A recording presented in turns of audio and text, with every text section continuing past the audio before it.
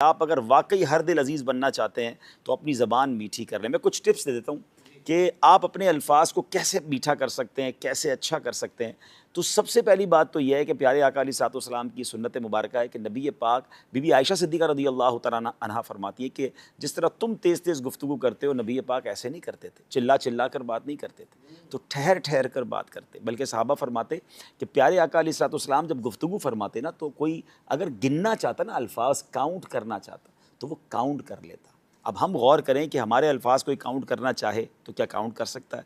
जो लोग चीख चीख कर बात करते हैं, चिल्ला चिल्ला कर बात करते हैं, वो गौर करें, आपकी बात लोगों को पसंद नहीं आ रही है, बहुत स्पीड पे बोल रहे हैं तो भी आपकी बात लोगों को समझ नहीं आ रही है, ठहर कर बात करें। कुछ मुबल्लिगीन या बयान करने वालों को भी लगता है कि मैं चीखो पुकार करके बयान करूँगा, तो ठीक है, कुछ इलाकों में, कुछ गाँव गोठों में शायद ये पसंद किया जाता हो कि आप टेबल तोड़ बयान कर लें, लेकिन अगर इंटरनेशनली आप बयान करना चाहते हैं, आप चाहते हैं कि पूरी दुनिया में आपको सुना जाए, पढ़ा लिखा तबका भी आपको सुने, तो आपको ठहर कर संजीदा अंदाज में, मोहब्बत भरे अंदाज में, डांट डपट करके नहीं, प्यार मोहब्बत से समझाना होगा। इसका बहुत आसान तरीका है चेक करने का कि आज पूरी दुनिया में जिन स्पीकर्स को ज़्यादा सुना जा रहा है, आप गौर कर लें कि उनके चीखने का अंदाज़ है या वो ठहर ठहर कर और एक एक बात को वाजे करके बोल रहे होते हैं। फिर तलफ़्फ़ुज़ ठीक करें अपनी गुफ्तगू के। बाज़ औक़ात आप बोल तो रहे होते हैं मगर सामने वाले को समझ ही नहीं आ रहा होता कि उर्दू बोल रहा है, पंजाबी बोल रहा है, सिंधी बोल रहा है, एक ही ज़बान में 4-5 ज़बानें चल रही होती हैं। अगर उर्दू बोल रहे हैं तो प्रॉपर उर्दू बोलें, पंजाबी बोल रहे हैं तो फिर प्रॉपर पंजाबी बोलें, जो भी ज़बान बोल रहे हैं, इंग्लिश बोल रहे हैं, ताकि आपकी तलफ़्फ़ुज़ दुरुस्त होंगे तो सामने वाला तलफ़्फ़ुज़ की गलतियाँ ढूँढने की बजाय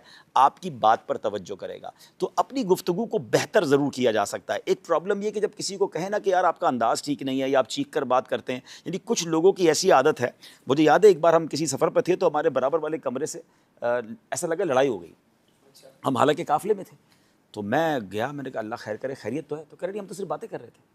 यानी वो बातें ऐसे कर रहे थे जैसे लड़ाई हो गई है। तो ये कुछ लोगों का एक प्रॉब्लम है। ये प्रॉब्लम नाज़रीन ज़रा समझिएगा कि कुछ लोग अपने आप को अपने मिजाज के हवाले कर देते हैं कि यार मैं तो हूँ ही ऐसा, मेरा स्टाइल ही ऐसा है, मेरी गुफ्तगू ही ऐसी है, बुरा लगता है तो बुरा लगे, मैं ठीक नहीं कर सकता, मैं गुस्से वाला हूँ।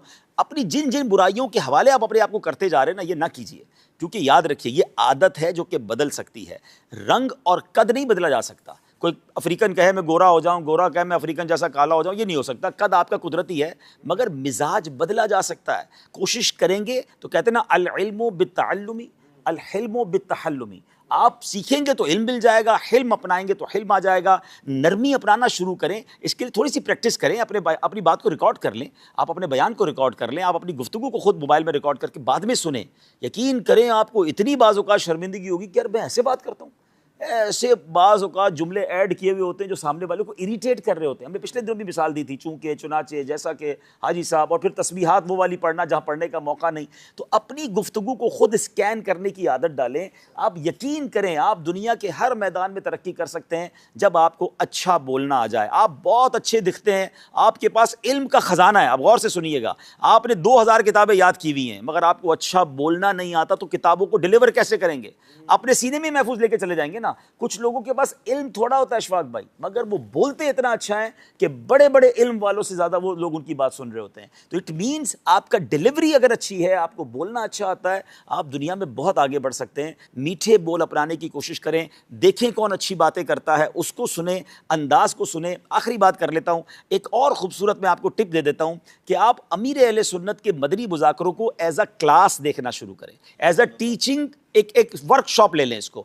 आप गौर करें कि अमीर अहले सुन्नत क्या क्या करते हैं। मैंने बहुत गौर से मदनी मुज़ाकरे को एक तरह से स्कैन करने की कोशिश की कि आप देखें मुश्किल सवाल को मुस्कुराकर कैसे सुनते हैं, टिपिकल क्वेश्चन को जवाब कैसे देते हैं, हर थोड़ी देर बाद मौजू तब्दील कैसे करते हैं, आप किसी नाजरीन में से किसी को बोर नहीं होने देते, थोड़ी देर बाद आप नाजरीन से सवाल ले लेते हैं, कभी बच्चों को इन्वॉल्व कर लेते हैं, कभी नात शरीफ शुरू हो जाती है। इंसान यकसानियत से बोर हो जाता है। मुबल्लिगीन के लिए, स्पीकर्स के लिए, प्रोग्राम करने वालों के लिए मदनी मुज़ाकरा एक ऐसी क्लास है कि आप हर थोड़ी देर बाद उसका रंग चेंज होते हुए देखेंगे। कभी चेहरों पर मुस्कुराहट होगी, कभी आंखों में आंसू होंगे, कभी क्वेश्चन आंसर होंगे, कभी खौफ खुदा होगा, कभी इश्क रसूल होगा। इतनी वैरायटी है। तो आपकी ज़ात में अगर वैरायटी नहीं है तो आप बहुत आगे नहीं बढ़ सकते। एक बात याद रखिए, प्रेडिक्टेबल ना बनिए। कुछ लोग प्रेडिक्टेबल हैं, यानी प्रेडिक्टेबल से मुराद ये कि हमें पता है ये क्या बोलेगा। जिस दिन आपके बारे में ये हो गया ना कि जब भी राशिद भाई बात करेंगे यही वाली बात करेंगे, तो आपको लोग सुनना छोड़ देंगे कि यार इनका तो एक ही टॉपिक है, एक ही अंदाज है।